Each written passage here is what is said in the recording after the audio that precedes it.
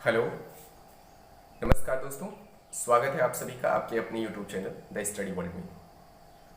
दोस्तों, आज का जो विषय है वो बहुत सीरियस है। पिछले 2 सप्ताह से जिस खबर ने पूरी दुनिया का ध्यान अपनी ओर खींचा है उसमें से ये सबसे महत्वपूर्ण खबर है। आप जान रहे हैं कि मौजूदा समय में जो सबसे बड़ी खबर है वो ये है कि पूरा विश्व कोरोना महामारी की चपेट में है, जिनमें करीब 5 बड़े देशों जिसमें भारत भी शामिल है, रसिया, ब्राज़ील, अमेरिका और भारत, इन देशों की जो स्थिति है वो अब भयावह हो रही है। लेकिन इसके अलावा जिस खबर ने पूरी दुनिया का ध्यान अपनी ओर आकर्षित किया वो USA, United state of America में रेसिज्म के खिलाफ, नस्ल भेद के खिलाफ जो प्रदर्शन हुआ है उस खबर ने किया है। यह प्रदर्शन अश्वेत समुदाय के विरुद्ध एक जो नस्लीय हिंसा का मामला प्रकाश में आया है उसके विरुद्ध अमेरिका में हजारों की तादाद में कई शहरों में लोगों ने प्रदर्शन किया है। हम पहले ये समझने की कोशिश करेंगे कि क्या पूरा मामला क्या है, उसके बाद हम ये समझने की कोशिश करेंगे कि अमेरिका में नस्लवाद का जो अभी मामला प्रकाश में आया है उसका भारत के जातिवाद से, भारत की कास्टिज्म से क्या लेना देना है, क्या रिश्ता है। और हम ये भी जानने की कोशिश करेंगे कि विश्व के सबसे महान और बड़े लोकतंत्र में वो कौन सी चुनौतियां उभर रही हैं जो वर्तमान समय में वहां नस्लीय संघर्ष को जन्म दे रही हैं। तो आइए सबसे पहले जानने की कोशिश करते हैं कि पूरा मामला क्या है। दरअसल अमेरिका के एक शहर जिसका नाम मिनियापोलिस है, उसमें एक अश्वेत व्यक्ति जिसका नाम जॉर्ज फ्लॉयड था, उसे एक अमेरिकी श्वेत अधिकारी यानी कि व्हाइट मैन ने घुटने के बल दबा करके हत्या कर दी। उसने 8 मिनट तक उसको घुटने के बल दबाए रखा और दम घुटने के बाद उसकी मृत्यु हो गई। इस दौरान वह पुलिस अधिकारी से यह विनती करता रहा कि मुझे छोड़ दीजिए, मुझे छोड़ दीजिए। वो लगातार ये कहता रहा, I can't breathe, I can't breathe, I can't breathe. बस यही कहते हुए उसकी मृत्यु हो गई। इस घटना के बाद पूरे अमेरिका में इसको लेकर विरोध प्रदर्शन शुरू हो गए और उसी दिन रात होने तक अमेरिका के 40 से ज्यादा शहरों में कर्फ्यू लगा दिया गया। तो ये नस्लीय हिंसा का मामला था जिसकी वजह से अमेरिका में विरोध प्रदर्शन शुरू हुआ। दोस्तों, नस्लीय हिंसा की अगर बात करें तो उस लिहाज से अमेरिका में जो 70 का दशक रहा है, 1960 से लेकर के और 70 के बीच का जो समय रहा है, उसमें अमेरिका में सिविल मूवमेंट हुए और नस्लीय संघर्ष, नस्लीय जो भेदभाव है उसके विरुद्ध भी संघर्ष हुए।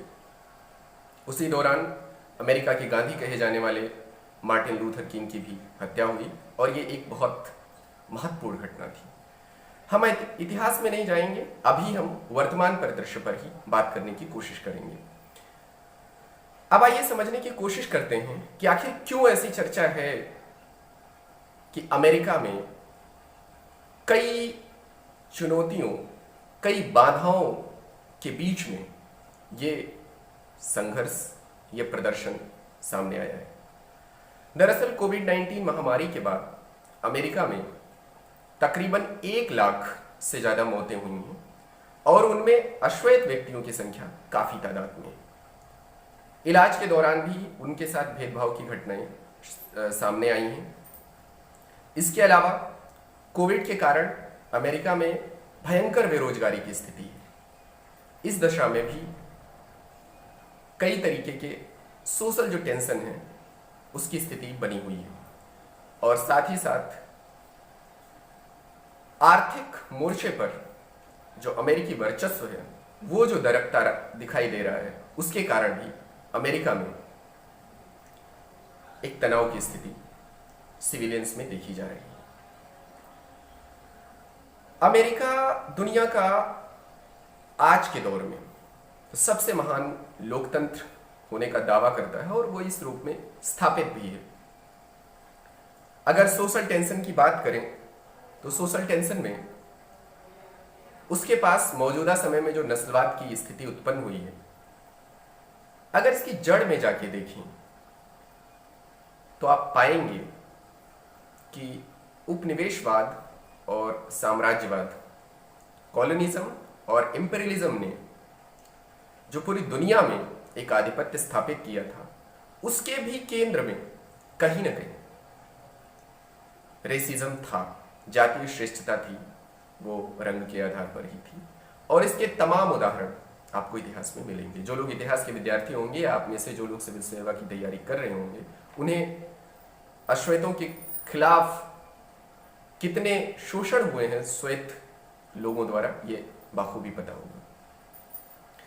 भारत जो कि पूरी दुनिया में इस समय दूसरे बड़े लोकतंत्र के रूप में स्थापित हो चुका है और बीते 70 वर्षों से हमारी जो यात्रा है वो अपनी बुलंदी की ओर बढ़ रही है, तो ऐसे में ये स्वाभाविक है कि उस घटना का भारत के जातिवाद से, जो कि एक सामाजिक तनाव के रूप में कई बार हिंसक संघर्ष में बदल जाता है, तो आइए पहले समझने की कोशिश करते हैं कि भारत का जातिवाद अमेरिका के नस्लवाद से किस मायने में अलग है। दरअसल भारत में जो जातिवाद की शुरुआत होती है वो 1500 बीसी उत्तर वैदिक काल के समय में होती है। वैदिक काल में यह व्यवस्था वर्ण विभाजन पर आधारित थी, लेकिन उत्तर वैदिक काल में इसे जाति व्यवस्था के रूप में देखा जाता है और इस दौरान मनुष्य का जन्म के साथ ही जाति निर्धारित हो जाती है, यानी कि व्यक्ति की पहचान जाति के आधार पर जन्म से ही स्थापित हो जाती है। उसके बाद ये धारणा, ये समाज व्यवस्था आज तक कायम है, जबकि लोकतंत्र में जाति को लेकर के किसी प्रकार का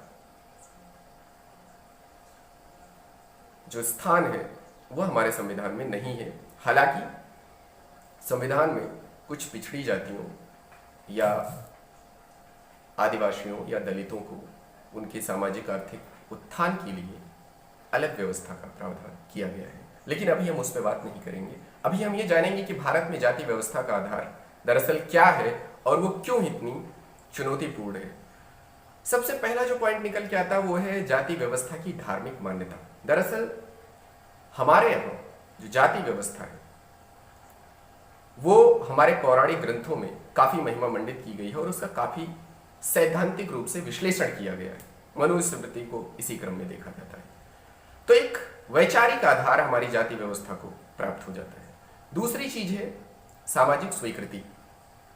जाति व्यवस्था की सामाजिक स्वीकृति इस स्तर तक है कि लोग खान पान से लेकर और सामाजिक संबंधों जैसे विवाह या और भी जो सामाजिक कार्य हैं वो जाति के आधार पर निर्धारित करते हैं। इसके अलावा और भी जो सामाजिक स्तर के सरोकार हैं उसमें भी जाति कहीं ना कहीं प्रभावी सिद्ध होती है। मौजूदा समय में भारत में जाति व्यवस्था की जो सबसे बड़ी चुनौती है वो हमारे यहाँ राष्ट्रीय एकता और भाईचारा के रूप में। ऐसा बहुत सारे समाज विज्ञानियों का मानना है कि राष्ट्रीय एकता और भाईचारा स्थापित करने में जो जाति व्यवस्था है ये सबसे बड़ी बाधा है। अब आइए समझने की कोशिश करते हैं कि अमेरिका के नस्लवाद में हमारी जाति व्यवस्था से किस प्रकार चीजें भिन्न हैं। दरअसल अमेरिका में नस्लवाद का कोई सैद्धांतिक आधार नहीं। इसी कारण बहुत सारे स्कॉलर्स का यह मानना है कि भारत की जाति व्यवस्था अमेरिका की नस्लवादी व्यवस्था या नस्लीय भेद या नस्लीय भेदभाव की तुलना में कहीं ज्यादा भयंकर और जटिल है। अब आइए फिर से एक बार उस घटना की तरफ चलेंगे और ये समझने की कोशिश करेंगे कि उस विरोध प्रदर्शन के बाद अमेरिका में किस प्रकार से लोकतंत्र कायम रहा और किस प्रकार से लोकतंत्र के महान बिंदुओं को वहां पर अक्षुण्ण रखा गया। दोस्तों इसमें 3-4 बातें बहुत उल्लेखनीय हैं। पहली जो बात है और सबसे महत्वपूर्ण बात है कि नस्लीय हिंसा में जो शामिल पुलिस अधिकारी था उसे तत्काल गिरफ्तार किया गया और साथ ही साथ और भी जो संबंधित पुलिसकर्मी थे उन्हें भी तुरंत अरेस्ट किया गया। इसके साथ ही पुलिसकर्मियों द्वारा प्रदर्शनकारियों के समक्ष घुटने टेक कर माफी मांगी गई है। ये एक अद्भुत बात है। अगर आप भारत के परिप्रेक्ष्य में देखें तो शायद इसकी कल्पना भी नहीं की जा सकती। तीसरी जो महत्वपूर्ण बात ये हुई है वो ये थी कि प्रदर्शन के दौरान पत्थरबाजी भी हुई है, तोड़फोड़ भी हुई है, आगजनी भी हुई है, कुछ हिंसा भी हुई है। बावजूद इसके अमेरिका में पुलिस बल का प्रयोग नहीं किया गया है, या थोड़ा बहुत प्रोटेस्ट के तौर पे किया गया है, लेकिन गोली चलाने की कोई एविडेंस नहीं है। और यह बहुत बड़ी बात है कि इतने उग्र प्रदर्शन में, जो कि अमेरिकी पुलिस दुनिया की सबसे ज्यादा हथियारबंद और आधुनिक तकनीकी से लैस पुलिस मानी जाती है, उसने बल प्रयोग नहीं किया। तो ये 3 बिंदु बहुत अहम हैं। इसके अलावा अगले बिंदु की अगर बात करें तो वो ये है कि इस प्रदर्शन में अश्वेत लोगों के साथ साथ श्वेत लोगों की भी बराबर की सहभागिता रही, या यूं कहें कि अश्वेतों की तुलना में श्वेत जो लोग थे उनकी संख्या काफी ज्यादा रही। यहां तक कई क्षेत्रों में देखा गया कि श्वेत लोगों द्वारा अश्वेत लोगों से बाकायदे माफी मांगी जा रही थी और अश्वेत समुदाय के लोग उनको गले लगाकर श्वेत और अश्वेत भाईचारे की मिसाल कायम कर रहे थे। इसके अलावा जो और चीज है वो ये है कि कानून व्यवस्था, अभिव्यक्ति की स्वतंत्रता और ह्यूस्टन पुलिस का जो बिहेवियर है वो बहुत उल्लेखनीय है। दोस्तों एक घटना का उल्लेख बहुत आवश्यक है। ह्यूस्टन पुलिस के एक अधिकारी हैं, बल्कि यूं कहें कि ह्यूस्टन पुलिस के प्रमुख हैं, उनका नाम है आर्ट अक्वेडो। उनका एक स्टेटमेंट है और वो तब आया जब व्हाइट हाउस के प्रवक्ता द्वारा प्रोटेस्ट को रोकने के लिए सेना के प्रयोग की बात कही गई और साथ ही अमेरिकी प्रेसिडेंट डोनाल्ड ट्रंप के द्वारा धमकी भरे लहजे में एक टिप्पणी की गई। और वो टिप्पणी ये थी कि मैं आपकी कानून एवं व्यवस्था का राष्ट्रपति हूं और प्रोटेस्ट रोकने के लिए मैं सेना का भी प्रयोग कर सकता हूं। इस टिप्पणी के बाद ह्यूस्टन के उस अधिकारी ने, अक्वेडो ने, जो बात कही है वो मैं आपको पढ़ के साझा करना चाहता हूं। उससे आपको बहुत कुछ स्पष्ट होगा। उसने कहा है एक न्यूज चैनल के इंटरव्यू में अमेरिकी राष्ट्रपति को कि अगर आप कोई रचनात्मक बात नहीं कर सकते तो अपना मुंह बंद रखिए। इस समय लोगों की दिल जीतने की जरूरत है, ना कि उन्हें धमकाने की। पूरे देश में पुलिस और लोग घायल हुए हैं। इस समय अच्छे नेतृत्व की जरूरत है, लेकिन हम अपने नेतृत्व से दुखी हैं। आगे उसने लिखा है कि आप राष्ट्रपति हैं और उसी लिहाज से फैसले लीजिए। यह हॉलीवुड नहीं है, यह रियल जीवन है जो कि इस समय खतरे में है। अब आप जरा सोच के देखिए कि भारत में क्या कभी ऐसी स्थिति बन सकती है कि एक पुलिस अधिकारी, डीआईजी या आईजी रैंक का, वो प्रधानमंत्री या मुख्यमंत्री की आलोचना इन शब्दों में करे, इतने स्पष्ट तेवर में करे। प्रधानमंत्री और मुख्यमंत्री की तो बात दूर की है, एक सांसद और विधायक के विरुद्ध भी इतने स्पष्ट शब्दों में आलोचना भारत के लोकतंत्र में फिलहाल बड़ी मुश्किल से मिल पाएगी। तो ये कुछ बातें रहीं जो इस घटना से जुड़ी थी और ये आवश्यक था कि हम इस पर बात करें और कुछ आप तक सटीक जानकारी पहुंचाएं। आशा है कि आपको करंट अफेयर का ये महत्वपूर्ण विषय जानकारी भरा मिलेगा और आप अपनी प्रतिक्रिया से हमें अवगत कराइए। Thank you very much. Channel के साथ बने रहिए।